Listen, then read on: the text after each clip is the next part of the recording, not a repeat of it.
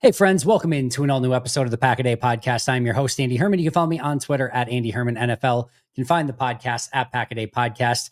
Always appreciate you taking the time to join us here. We've got you covered 365 days a year, every single day, no matter what. We'll be here for you covering the Green Bay Packers, and we appreciate you guys checking it out. Shout out, by the way, to KPT and Andrew Rank for becoming brand new Pack a Day Podcast YouTube members. Appreciate you guys a ton. If you haven't checked out those memberships yet, make sure to do so. If you'd be so kind, make sure to like, subscribe, comment, and give those 5-star reviews. Those things help the channel a ton. Before we get into our grades, and yes, I know we are a day before the next game, and sometimes getting to grades from the previous game, the day before the next game, feels a little bit whatever. And I get also the fact that this is not a game that people want to remember all that fondly and go back and listen about. So I extra appreciate you guys being here today. I think it's always fun diving in.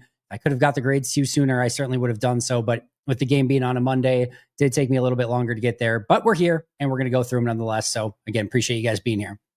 Before we get there, injury report for both teams. Packers, mark it down. Put it on the calendar, circle it, be excited. The Packers have a shorter injury list than the opposing team. We did it. We made it. Nate Hobbs is the only Packer who is for sure out for this game. Meanwhile, Matthew Golden, LVN, and Savion Williams are all questionable. Savion, Matthew Golden practiced through the course of the week. LVN practiced the last couple days. I think LVN's a true questionable here. I would expect Golden and Savion to play. I think Savion's basically like probable at this point. Golden, maybe a slight question mark, but I would expect him to. More of a question of how many snaps does he play? And I think really the only one you kind of have to keep an eye on when it comes to the inactives is probably LVN. I lean towards him not playing, but we'll have to kind of wait and see if they could get him back. That'd be huge, but probably, I mean, you can't take anything for granted at this point. You got to go out and try to win this game. So if he can play, let him play. But in an ideal world, you'd probably like to keep him maybe out one more week, get him ready for Minnesota at home. But again, they don't exactly have that luxury at this point in time. Meanwhile, for the New York Football Giants, out is their starting quarterback, Jackson Dart, Chauncey Golston, Evan Neal. They're starting in best wide receiver left after Malik Neighbors is out, Darius Slayton, and Kayvon Thibodeau, one of their primary defensive linemen. Doubtful, Raheem Nunez-Roches, who's a nice rotational defensive tackle, and Tyler Nubin, their safety. Paulson Adebo, those are doubtful. Sorry, Nunez-Roches and Tyler Nubin are doubtful. Paulson Adebo and Bobby Okereke, starting corner and linebacker respectively, are questionable. And that, again, doesn't even include Cam Scatterbu, their best running back, Malik Neighbors, their best offensive weapon, and Graham Gano, their kicker, who are on injured reserve already. To say the New York Giants are a little bit beat up would be a drastic understatement. The Giants have lost 4 in a row. They fired their coach this week. They're literally on their number 3 quarterback. They're missing their top 2 wide receivers. They're missing their number 1 running back. They're missing one of their key ingredients on their defensive line. They are missing their kicker. They are in a bad place. Go get the win. I am begging you, Packers, for all things holy, go get a win in New York.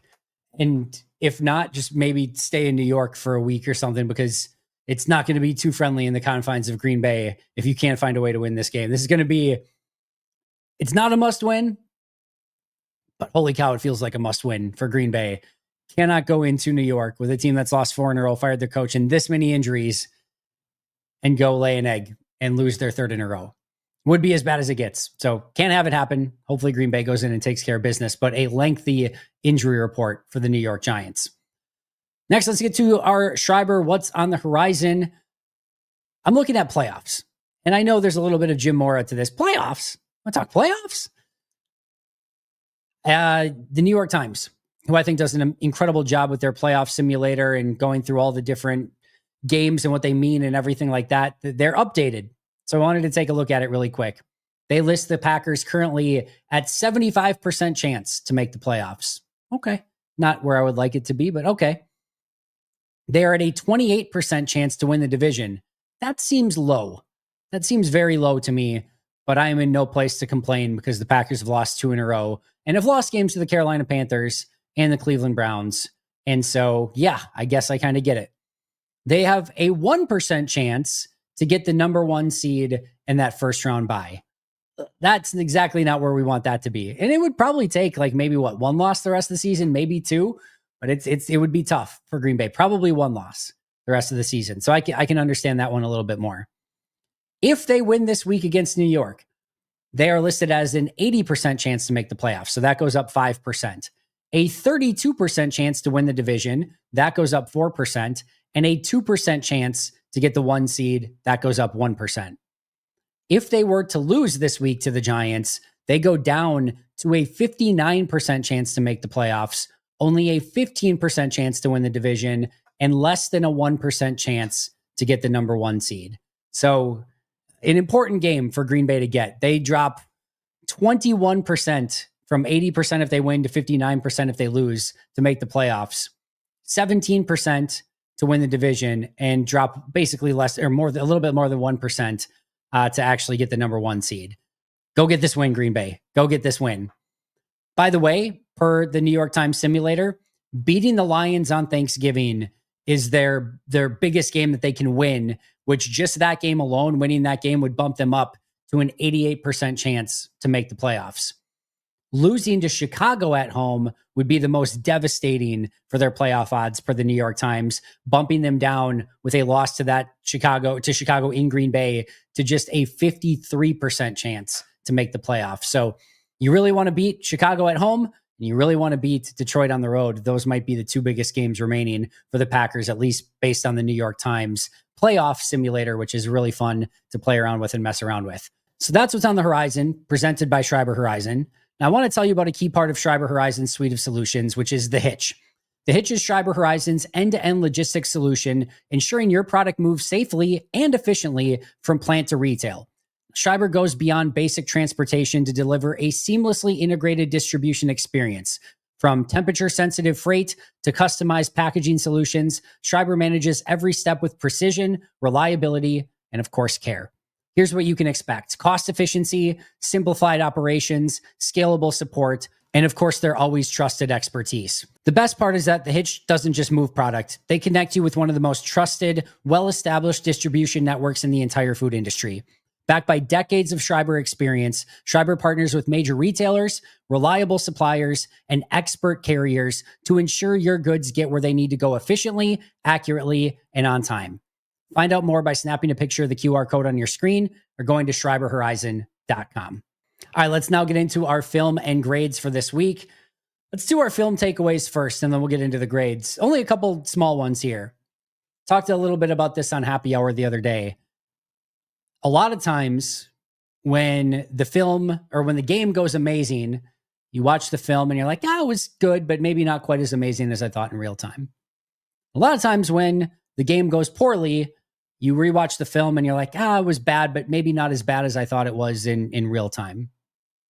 I think the offensive film in this game might have actually been worse. This one gave me some real cause for concern. The reason that is because there's not easy fixes here. We've talked about it all week. I'm not trying to be doom and gloom here. I think they will get this figured out and sorted out, and I think they'll start playing better football. I really do. Some of the play on the offensive line, which we've talked about ad nauseum, is really bad. The technique, the fundamentals, it doesn't look right now. They don't look like a cohesive unit whatsoever. And then some of the stuff on the far end of just the route running, the precision, the attention to detail, that just looks off as well. And the tight end position is barren without Tucker Kraft. You're not getting much out of that. And Josh Jacobs just can't do much with the blocking that you're getting up front.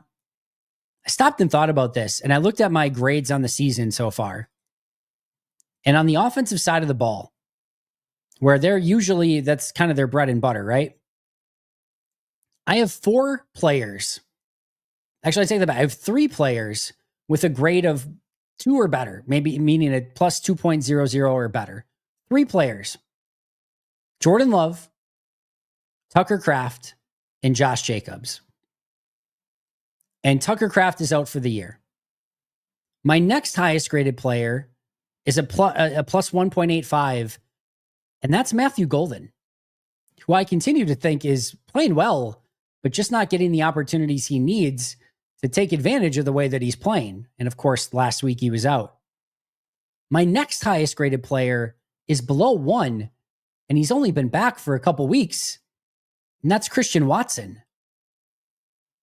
Long story short, this team just doesn't have the high-end play right now from individual players that you would expect. Jordan's playing well. We'll talk about his game in just a moment. Josh Jacobs is playing well. Tucker Kraft was playing awesome. I think Matthew Golden and Christian Watson are both going to have a lot to offer to this team now that Watson's back, and once Golden hopefully gets back this week. But that's not good enough. They are going to need some players to step up.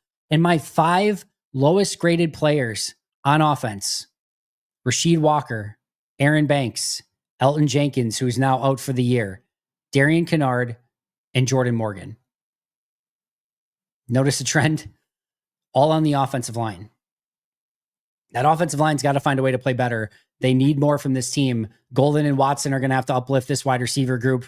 They're going to have to probably go less tight end. I know adding a 6th offensive line when you don't have 5 great offensive linemen is maybe tough, but they might have to go with that. I don't know. There's some cause for concern on the offensive side of the ball, and I think we've seen that play out over the course of the last couple of weeks. On the defense, this was an interesting game. You hold the team to 10 points, you get a big turnover. I would have expected some pretty massive grades in this one. We did have one player who was graded over 1. We'll talk about him momentarily.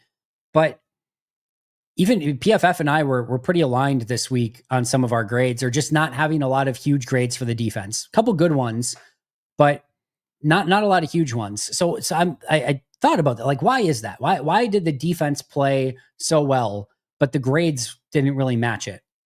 I think it's always fun dissecting that. The first thing I want to say, and if you're a New York Giants executive, turn it off, please, right now. Jeff Hafley was awesome in this game. I thought he was fantastic in calling this game. I really do. I thought he put his players in position to succeed and had kind of the Eagles figured out, where he kind of did a little bit of the heavy lifting in this game. The second thing I will say, which is a credit to Jeff Hafley as well as the defenders, there weren't a ton of amazing individual moments in this game. The Edgerrin Cooper forced fumble was one of them. There were a couple pass breakups, no sacks, minimal tackles for loss, right? There weren't many big-time individual plays. Collectively, as a team, I thought this is one of the better games of team defense that I have seen from the Green Bay Packers. Everyone wasn't in it for themselves to make the big play by themselves. Everyone was legitimately doing their 111th, rallying to the football, playing their gap, knowing their assignment, and taking care of their business. And because of that, you ended up with players who maybe weren't shedding a block and making a tackle 5 yards in the backfield, but they were holding up their assignment. They were sticking with their gap, and they weren't allowing Saquon Barkley any escape route. I love the way that the defense played. The grades aren't going to entirely reflect how good the defense played, because it was a lot of what I would say is collective team defense. And again, a really smart game plan and execution from Jeff Hafley. So kudos to the defense overall. And I think that's one of the hardest things to do, is just get a defense to play unselfishly and say, hey, we need to do this all together. And it's going to take us all doing our part to play this brand of football. And if one of those pieces falls apart, it's House of Cards fest. You now have an issue. You now have a point that the opposing team can attack, and they're going to keep hitting that. And I thought everyone just held up well and did exactly what they were supposed to do far more often than not, with very few, they didn't skip a beat almost the entirety of the game. So kudos to Jeff Hafley, and kudos to the team for playing a very strong brand of team defense. All right, let's get to those grades. Start with offense. Top 3 grades on offense. If the highest graded player on offense is a plus 0.3, I can pretty much tell you the Packers probably lost that game, or they won a very low scoring affair. That almost is what happened, right? They at least stuck with this team because of the Packers defense. Not a great day for the offense. Josh Jacobs was highest at plus 0.3, and he was not without fault in this game. There were a couple of times where, I thought from a route running standpoint, it wasn't maybe where he was supposed to be. And then I also thought there was one play in pass pro where he got absolutely nuked on the play. There was some stuff from Josh Jacobs that he could clean up too in this game. I thought he ran incredibly hard. Again, the touchdown run is such a great example of this, where that play's going nowhere and he just drags defenders, 4 yards into the end zone. I just continue to be impressed that he's getting almost anything on some of these runs and taking it for positive yardage. There are so many plays where guys are just exploding into the backfield and he's still finding ways to get positive yardage out of it. I know it's not the sexiest thing in the world, getting the 3-4 yards at a crack that Josh Jacobs is getting right now. Just know he's working his ass off for those 3 to 4 yards in every single game that he's getting on every single one of those carries. And it's extremely few and far between where you ever see him make a wrong read or go to the wrong gap. Speaking of which, there was some conversation online of that fourth down play at the end of like, oh, if Josh Jacobs just would have cut it back to the other side, there would have been space there. I posted this a couple days before, and then I know I saw John Kuhn post it recently as well. Watch the defensive tackle. Defensive tackle flashes, and that's who Josh Jacobs is reading on that play. Defensive tackle flashes one way to the left side, and then you have Jacobs read that. He can't get to that side, so he cuts it back the other way. We did hear from him afterwards as well that he was nervous based on the fact of the team calling out exactly what they were going to do, but he read it right anyway. So no issue there with Josh Jacobs. Overall, thought it was a solid game, not Josh Jacobs' best performance by any stretch of the imagination. That's kind of the day that it was for the offense. Even a slightly below average Josh Jacobs day was the best grade on the day for Green Bay. Number 2, Christian Watson, plus 0.2. He had the beautiful play down the field that got called back due to the penalty. He had that great catch over the middle. The big, one of the negatives, of course, was the play where he went to play defensive back rather than going up and catching the ball. Christian himself said on social media this week that he should have went up and tried to play the ball instead. I'll be honest. In real time, as I was up in the press box, kind of watching that play, I saw kind of the same thing he did. I'm like, oh, this is going to the defender. He's going to have to play defense here. And I don't know if it just hung up in the wind enough or whatever happened, but by the time it got to the end, if he just plays that ball, you might have a big Christian Watson play. I did see in real time, or at least I kind of saw it the way he did, the trajectory of it and the defender getting ready to go up and make an interception, but you'd end up hitting him in the helmet and he probably could have turned around and made that catch, right? So that's one he'd like to have back. And then I thought there were a couple of plays he just struggled to get off routes a little bit, or off of coverage a little bit, but the Eagles did a good job covering in this game. Overall, solid, slight positive performance for Christian Watson.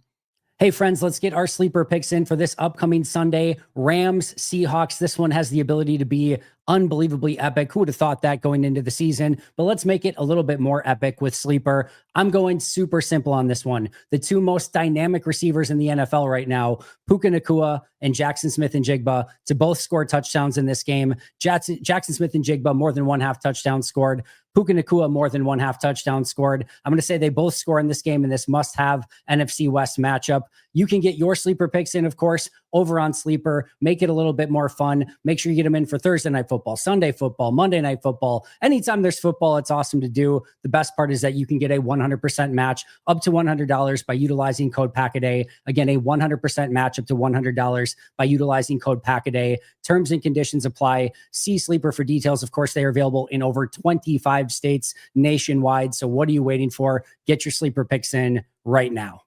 And then the big one we're going to probably want to spend the most time talking about is Jordan Love. Still in the positive, plus 0.15. PFF had a very similar grade. I think they had him as their 4th highest offensive player. I had him as 3rd, and we were, again, very similarly aligned. I had a plus 0.15. They had him in the 60s, which is above, like just slightly above average, which is where I had him as well. I'll say this. If I were to lean one way and say, like, if I had to change the grade one way or the other, I would probably lean higher rather than lower. Was this Jordan's best game? No. Did he try to do too much when he fumbled the ball and lost the ball in a key situation? Absolutely. Big negative on that play. Did he try to do too much and take a sack on a play that, when they were in opposing team's territory and he could have lived to see another down? Yeah, he did. That was a really bad play. Big negative on that play. I also thought he had some big time throws. That one to Christian Watson that we talked about earlier. That was complete over the middle. Some of his other bad plays, I know people were talking about on the late throw, the deep one to Christian to try to get, with no time left in the game, could have led him more to the sideline, or maybe could have, I think it was Wicks that was coming over the middle. Maybe could have hit him instead. So either lineman or linebacker right in his face.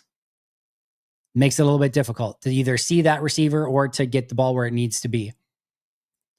Thought the line affected him maybe a little bit more than it needed to at times. There was one play where he was going to have a receiver coming open over the middle, and he dropped his eyes and took off and scrambled again. Didn't get a ton of yardage out of him or out of the play. I wanted, it was either Dobbs, I think, or Watson on that particular throw. There's another play earlier in the game where I thought Watson over the middle was open, probably could have hit it. There's a play early, I think on the one he takes a sack where Dobbs is going to come over on the sideline or like the corner route. Probably needed to stay on that read a little bit longer in that situation. Easy for me to say watching it afterwards. I also thought a lot of his really good plays were kind of counterfeit in this game. The deep play to Watson that got called back due to the penalty, that was a really beautiful throw. He had to throw an anticipation throw to Romeo Dobbs that it was a tough catch by Romeo. Would have been a tough catch for Romeo, but goes right off his hands. Jordan could not have thrown that to a better spot where only Romeo could have got it, and really kind of threw him open on that play. Threw not a perfect ball, but a catchable ball to Dontavian Wicks, which would have gone for a big first down. Wicks drops that one. Bo Melton, key fourth down, need to come up clutch. Jordan finds his receiver, delivers, on target, accurate. Bo Melton drops it. So if you kind of take this game and factor in some of the plays that he made that don't show up in the box score, that he's not getting credit for because they were either dropped or, again, it was called back due to penalty. That I think is a part of the reason why the grade looks a little bit better than the box score, the stat line. A plus 0.15 quarterback, if you're saying, oh, you're just being a love apologist, a plus 0.15 grade for a quarterback's not a great day. All right, it's fine. It's probably a losing performance more often than not. Still thought it was slightly more good plays than bad plays in this one, but it also probably is not a great, winning performance. So just kind of know that as well.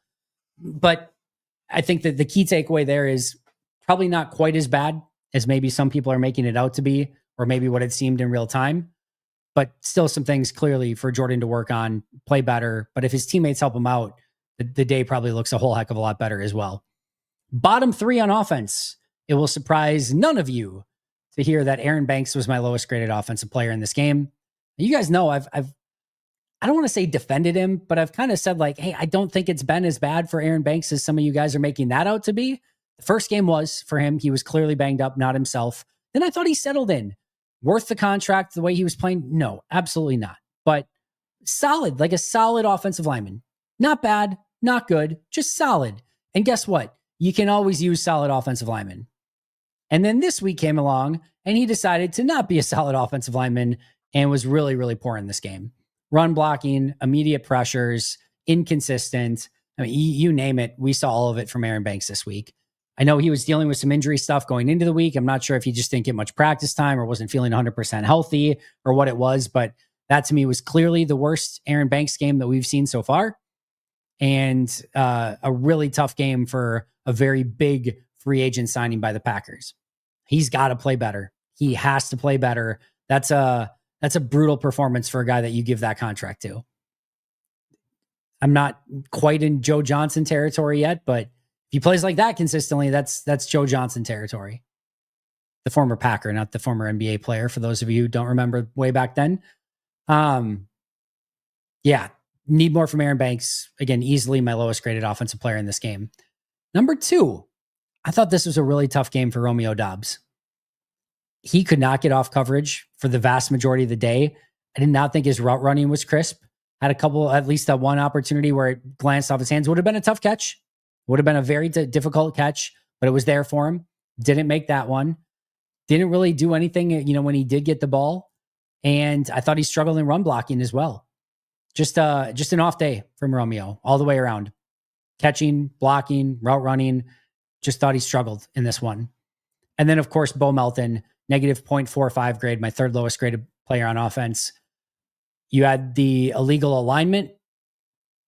You had, which, forced a big play to come back, the one to Christian Watson. You had a huge drop on fourth down. I mean, both of those probably took points off the board. Those are really brutal plays. I did think he blocked really well when he was out there. And I did think that, on the day, he did have another catch out there. I think it was at least one catch. I can't remember if he had more than that, but he had at least one catch on the day. But two really big negatives with that drop and with the illegal procedure penalty, which again, probably took points off the board in both of those situations. So third lowest graded player on offense, Bo Melton. Some miscellaneous offensive performances. Dontavian Wicks plus 0.05, had a late procedural penalty and then had a drop as well. I thought up until that point, he looked really good. There was some really positive stuff I saw from Wicks. I came away encouraged by Dontavian Wicks from this game, even if it was only a plus 0.05 grade. The tight ends combined for a negative 0.5 grade. Fitzpatrick was the big one, negative 0.4. Musgrave, negative 0.15, which means Josh Wiley, of course, was plus 0.05. Work to do. It feels nowhere near the same without Tucker Kraft. Musgrave was okay at times. No run after the catch ability. He's an okay receiver. He had some really bad blocking. And then I thought Fitzpatrick struggled in blocking. He's the unquestioned number 2 now. He's going to have to step up too. It was just brutal to watch with no Tucker Kraft, who was just, again, such an integral piece to this offense that they're now missing for the rest of this year. Elton Jenkins and Sean Ryan. Jenkins ended, and unfortunately was probably going to be his last game of the year and potentially his last game as a Packer, but he had a plus 0.05, so it was fine. Thought it was a solid performance overall from him before leaving. When Sean Ryan replaced him, Sean Ryan left the game with a plus 0.05 grade. So they were apples to apples. I liked some of the stuff I saw from Sean Ryan, though. It gave me confidence that he can play center. The physical side of it looks good. I am going to be interested to see if I'm the Giants, I'm bringing some double A gaps. I'm bringing some twists and stunts at him. I'm going to see how he responds to that, how he makes the checks at the line and those sort of things. That's what I'm a little bit more interested in. But I thought physically, now he blocked. I thought Sean Ryan looked like a pretty natural fit in his first game, at least in any real capacity at center. Let's see. The other one was Jordan Morgan, negative 0.35. It's been a struggle for Jordan Morgan, my lowest graded offensive player on the year so far. I think my lowest graded player on the year so far. And it's not going great. I will say this. He is a little bit perplexing. I watch him at times and I kind of just expect to be like, I'm not going to enjoy this experience. There's actually a decent amount of plays out there. You're like, oh, that looked good. Why? Well, just do that more. And then you get to, a couple of plays where he allows an immediate pressure, can't move anyone in the run game. You're like, just so frustrating. I'm kind of the opinion that Darian Kennard, or maybe give somebody else a chance at this point. I don't think it was quite that bad to get to that point, but it's still not good enough to get a negative 0.35 for Morgan. They're going to need him, especially now with Elton Jenkins out, Ryan moving to center. Probably no more rotation. They're going to need him at right guard, and they're going to need him to live up to that first round standing, hopefully sooner rather than later.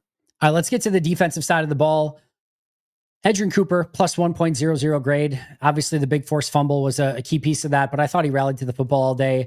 Super fast per usual, sideline to sideline, doing all his normal Edgerrin Cooper stuff. But the forced fumble was the big piece. Thought he covered well. A couple of plays he could have probably gotten off blocks a little bit better, but just another really, really solid day from Edgerrin Cooper. Next up, Evan Williams. I cannot stress to you enough how much I enjoy watching Evan Williams play football. There were 2 rough plays in this game. Pass interference penalty and gave up the touchdown. I think probably could have used a little bit of help from his teammates on that touchdown. I'll just put it that way. But he was still in a position to maybe make the play on it. Thought he could have potentially done a little bit better there. Go and watch. If nobody's going to want to do this, I get it. I don't blame any of you. If you want to watch this game over, especially on the defense it's good to watch, right? Watch how many times Evan Williams ends up involved in the play.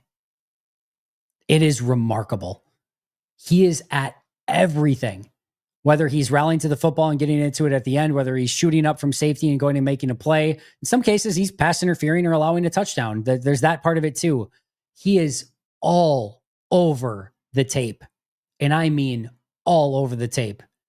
He wants to be involved in every single play. I love that from a safety. In fact, it might be the most hungry that I've seen, like a Packers safety. Nick Collins had that for sure. But and I'm sure there's probably others. It's not meant to be disparaging towards anyone else. It's just he wants to be around the football. He wants to make plays, and he wants to help out in any way he can. It almost seems like it's painful to him if he's not around to be able to be involved in the play. And man, if everyone played with that mentality, it's so fun to watch him. So he shot up and made multiple plays in the backfield on Saquon Barkley, filled his gap, was not hesitant at all, made an immediate read and then, diagnosed it and then, got to his point where he needed to be immediately. I just loved every second of it. I love the way that he played. I love how active he was. It's just a joy to watch him. If you get a chance, highly recommend doing it. He was all over the place, and I just loved and appreciated the effort he put into this one. And then Keyshawn Nixon, plus 0.5. Fumble recovery with a pretty nice return. That's nice. Had a nice pass breakup over the middle. Had good coverage through the majority of the day. He was actually trending towards a really great game, and then had that, 3rd and 10, 3rd and 12 that he gave up the completion on the right-hand side towards the end of the game. Outside of that, really kind of that one play, tackled well, rallied to the football, covered well, fumble recovery. He kind of did it all. So another solid game for Keyshawn Nixon. Still a slight negative on the year, but he's not a huge problem for them at the moment. Again, probably not what you want as your number one corner, but I like this game from Keyshawn Nixon overall. Lowest 3 graded players, Rashawn Gary, negative 0.5. It's a tough one. You're going against Jordan Mailata. In my opinion, top 2 or 3 left tackle in all of football. You can put him in the conversation for 1 if you want. Gary struggled with that, and I thought Mailata got the best of him. Couple solid plays in run defense. Didn't really do much as a pass rusher in this one. Isaiah McDuffie, negative 0.45. Thought he just got outflanked too much in this one. Couple plays where they kind of used his overexuberance against him and kind of outflanked him to the outside. I've been really a fan of what McDuffie's done so far this year. I thought this was his toughest game, and I thought he just needed to be a little bit more sound in his reads and maybe not pursuing things so aggressively where he kind of leaves something open on the backside. And then Carl Brooks, negative 0.4. It's been a bit of a struggle for Brooks. Can't really get much going as a pass rusher and is just okay as a run defender. He works hard at it, which I really appreciate it, but he just doesn't have that big end, bulk or size or strength. But he's battling. I will give him that. But no major plays, and some plays where he got pushed off the ball ends up in a negative 0.4. Some miscellaneous defenders, Devontae Wyatt, negative 0.2. Thought he had a really rough first half. Thought he was much better in the second half. Hopefully that second half is a sign of things to come. Colby Wooden, plus 0.45. I love watching Colby Wooden play football. Just grinding. Just absolutely grinding at defensive tackle, stacking people, making plays, never giving up. He's a good football player. Green Bay's lucky that he stepped up the way that he has on that defensive line. Really love watching him play. Another solid performance from Colby Wooden. Micah Parsons, negative 0.2, his very first negative graded game as a Green Bay Packer. This has, some Lane Johnson, although Johnson did go out for a piece of this, but more to do with Philly just really taking him out of the game. Thought he over pursued a couple times. Didn't get a ton of pressure in this game. I thought Philly had a great game plan for him. This is less to do with Micah, the defender, and more to do with the Eagles and how they've got great tackles and did an unbelievable job making sure that Micah wasn't going to beat them. But if you have a couple plays where you get knocked to the ground or can't make a play, there's going to be some slight negatives in there. And when you don't get the opportunity to get the positives because they're so focused in on making sure that you're the one that doesn't beat them, it makes it tough to get a positive grade. Do I think he was bad? No. He was same as he usually is, with the same effort and intensity. Just didn't get much opportunity to be as disruptive as I'm sure he would have liked to have been in this game. Barron Sorrell, plus 0.15. Nice game from Barron Sorrell. That's a positive grade, especially going against some good offensive tackles in this game. Some positive signs when Sorrell gets out there. This is another great example of that. Carrington Valentine, plus 0.25. I thought he had really nice coverage throughout the day. Couple plays he would have liked to have had back, but good day. He had the big negative was the one in the open field with Saquon Barkley. I mean, 10% of corners even get a hand on Saquon Barkley in that situation, or maybe less that get him to the ground. But I like the day from Carrington Valentine. Good day for the corners. Devontae Smith and A.J. Brown were not the reason that the Packers lost this game. They did their job. That was a solid performance from both those starting corners. And then Xavier McKinney, plus 0.45. Loved how he played this game. He continues to play really good football, even if it doesn't show up in the stat sheet a ton. It's right place, right time, covered his gaps, got up and played aggressive run defense. Was exactly where he was needed to be in coverage. Just did it all. It doesn't show up and you don't see it usually on the game copy because he's so far back playing safety so much, but really impressive day from Xavier McKinney. Continues to play really, really good football. All right. Recapping it, top 3 on offense: Josh Jacobs, Christian Watson, Jordan Love. Bottom 3, Aaron Banks, Romeo Doubs, and Bo Melton. Top 3 on defense: Edgerrin Cooper, Evan Williams, and Keyshawn Nixon. Bottom 3, Rashawn Gary, Isaiah McDuffie, and Carl Brooks. That is going to do it for me today. Thank you so much for joining me. Appreciate you guys a ton. I'll be back here tomorrow, pregame show, and then I'll be doing a live postgame show as well. Mike Wall later today with his film breakdown of the game. Make sure you're checking those out. You're not going to want to miss them. Shout out to our All-Pro and Hall of Fame members, PJ Wynn, John Wild, Brandon Paletta, Boom Handle, Donald Lee, Lori Lord, Baby QB, David McCluskey, Donald Decker, Alex Swang, Peter Ritaka, Jay Zimmerman, B. Brown, Puerto Rican Packer, Dan Gassford, SoCal Pack, Chris Rager, Izzy Roberts, Ian Ewing, Carlo Delgado, Willie Winkle-Stinkle, Jen Wright, The Gable Storm, Pack Attack Cast, Chris Weish, Craig, John D. Metropolis, Hayden Radomski, Devin Lane, Gonzusa, Alexander Newell, Dan Miller, Bill Reinhart, Richard Morales, and Les Nino. I'll see you guys soon, but until next time, and as always, go Pack Go.